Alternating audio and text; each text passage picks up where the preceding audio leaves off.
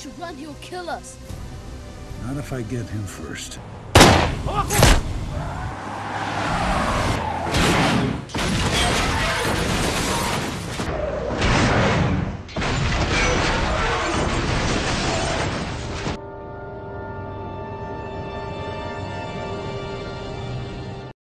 Halo semuanya, berjumpa kembali di channel Peda. Mana lagi kalau bukan MN Film. Nah, kali ini saya akan ngebahas alur cerita film yang dibintangi oleh Liam Neeson. Liam Neeson adalah salah satu aktor terbaik, di mana film-film yang dibintangi dia adalah film yang penuh ketegangan. Apakah film yang berjudul Marksman ini mampu membuat kalian terpesona? Langsung aja kuy, gua mulai alur ceritanya.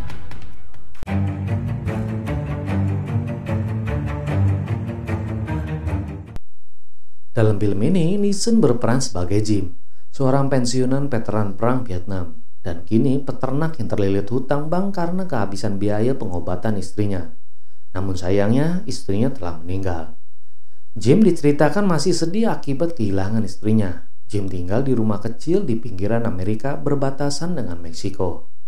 Pada suatu hari, Jim menemukan seseorang yang dibuang oleh kartel Meksiko ke wilayah Amerika. Melihat kejadian ini, Jim sepertinya sudah terbiasa. Dia kemudian menelpon Sarah, anaknya yang seorang polisi di perbatasan tersebut. Di sisi lain, ada dua orang imigran yang ingin kabur dari Meksiko. Mereka adalah Rosa dan anaknya Miguel. Mereka berencana keluar Meksiko menuju Amerika untuk kabur dari kejaran kartel narkoba yang telah membunuh saudaranya. Atas dasar informasi seorang mata-mata, mereka mencoba melewati pagar perbatasan yang ada lubang rahasia. Saat mereka akan melarikan diri, aksi mereka diketahui oleh kartel yang sedang mengejarnya.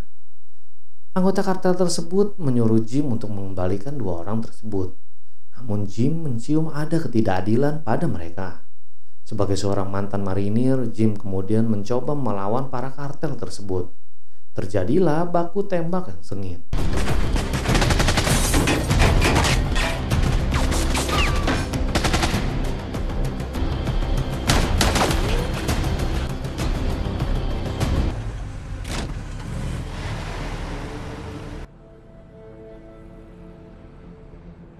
Setelah berhasil keluar dari pertarungan senjata, Jim kemudian berhenti karena Rosa ternyata tertembak.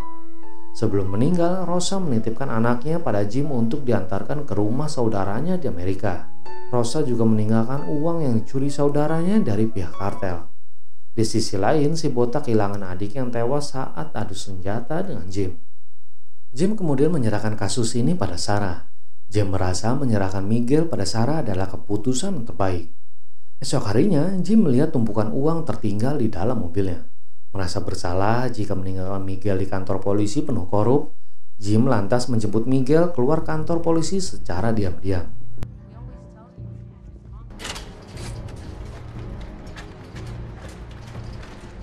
Anggota kartel yang melihat Jim membawa Miguel kemudian masuk ke Amerika. Petugas perbatasan yang korup membiarkan mereka masuk tanpa izin. Mereka masuk untuk dua tujuan, mengambil uang yang dicuri oleh saudaranya Rosa dan membunuh Jim yang telah membunuh adiknya si botak. Para kartel ini kemudian mencari ke rumah Jim di daerah perbatasan. Namun mereka tak menemukan Jim dan Miguel. Dengan penuh rasa jengkel dan gedek, mereka kemudian membakar rumah Jim. Si botak lalu pergi ke rumah kartelnya di Amerika guna melacak kemana arah pergi Jim. Intinya, mereka bisa melacak kartu kredit, OVO, GoPay, ShopeePay, pokoknya semua yang pakai GPS. Pelajaran penting buat yang suka selingkuh nih. Jangan pernah pakai aplikasi yang pakai GPS. Wow. Singkat cerita, Jim dihentikan oleh mobil polisi di suatu jalan. Jim merasa jalan ini adalah jalan kebenaran, maka dia menurut saja pada polisi tersebut. Tapi Jim melihat gelagat seorang polisi yang mencurigakan, dan benar saja polisi itu telah disuap oleh kartel Meksiko.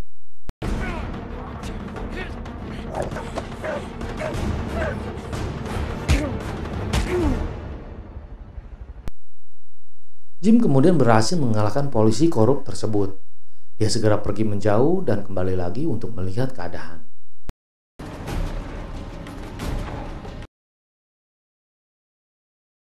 Tak lama si botak datang ke tempat polisi tersebut. Si botak kemudian marah dan membunuh polisi tersebut. Satu-satunya polisi yang baik dalam film ini adalah Sarah. Jim kemudian memberitahu Sarah kejadian pembunuhan polisi tersebut. Namun Sarah memberitahu Jim fakta menyeramkan tentang si botak. Ternyata paman Miguel dibunuh dengan cara digantung dari jembatan sebagai simbol kekuasaan. Gila kan? Nggak bisa gitu simbol kekuasaan pakai garuk-garuk pohon macam kucing. Kan ngeri ya. Sarah kemudian meminta Jim untuk menghindari berada di jalan sampai Sarah datang menyelamatkan dari polisi korup. Jim dan Miguel lalu pergi ke sebuah hotel melati untuk menginap semalam. Namun nampaknya malam itu mereka belum bisa tidur enak. Saat Jim membuka pintu kamar untuk Jackson, Jim melihat sebotak telah datang ke hotel untuk merazia. Tak pakai buang waktu, Jim kemudian segera pergi dari jendela belakang.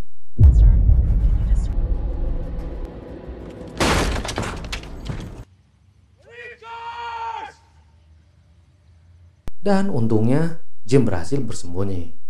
Jim lalu kembali lagi ke hotel untuk membawa Jackson. Namun naas, Jackson tewas di hadapan Jim karena ditembak oleh si botak. Setelah Jackson dimakamkan, Jim marah besar karena kehilangan semuanya. Istrinya meninggal belum lama, pekerjaannya bangkrut, rumahnya dibakar, dan kini anjingnya telah tewas. Bagi Jim, tak ada surga, tak ada neraka.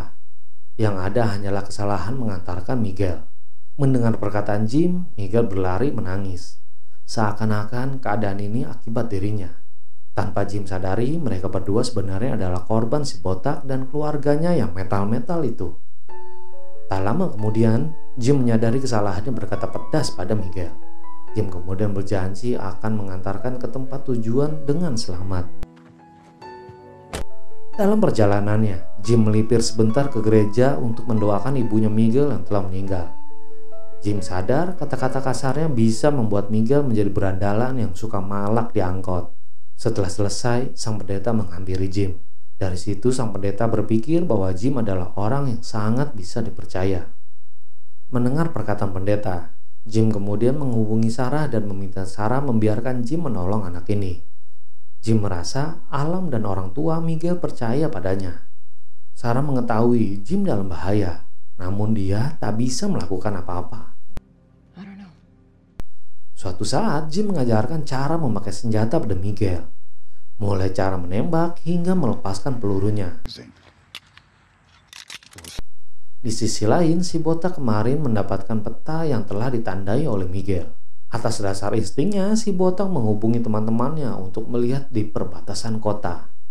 Suatu malam nan dingin di sebuah kolong jembatan, Jim dan Miguel berbincang tentang uang yang ditinggalkan oleh ibunya.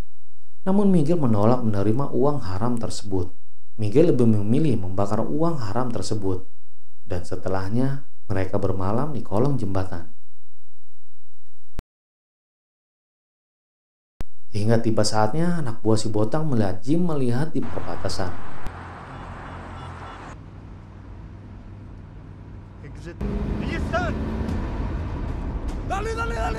Tak berselang lama, Jim dan botak saling bertemu.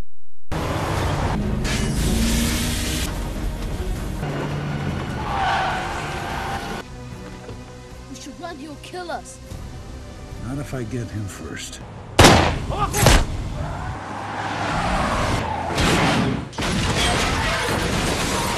Setelah Jim sukses menemukan mobil si botak, Jim membuat rencana bersama Miguel di dalam gudang warga. Sebagai seorang veteran perang, jiwa terlatih militer pada diri Jim masih sangat kuat. Hanya dalam sekali tembak jarak jauh, Jim berhasil melumpuhkan musuhnya. Setelah berhasil membunuh anak buah si botak, Jim gagal menyelamatkan Miguel yang berhasil ditangkap. Namun kesalahan si botak adalah menyerahkan senjata pada Miguel, yang ternyata Miguel berhasil mengamalkan ajaran untuk melepaskan pelurunya. Kesempatan itu tak disia-siakan oleh Jim. Mereka berdua kemudian bertarung dengan jantan.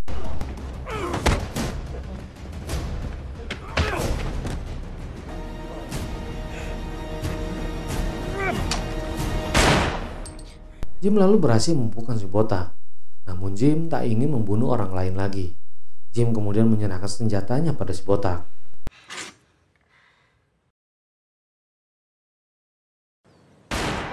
Dan Om Botak kemudian memilih untuk bunuh diri agar menjadi gangster sejati di neraka. Wow! Dan itulah ending filmnya. Gimana menurut kalian filmnya? Sebenarnya agak sederhana jalan ceritanya. Tapi karena pesona Liam Neeson, film ini tuh jadi berwarna gitu ya. Ada pesan penting dalam film ini, bahwa sesungguhnya pesan dari seseorang yang akan meninggal adalah pesan penting untuk dijalankan.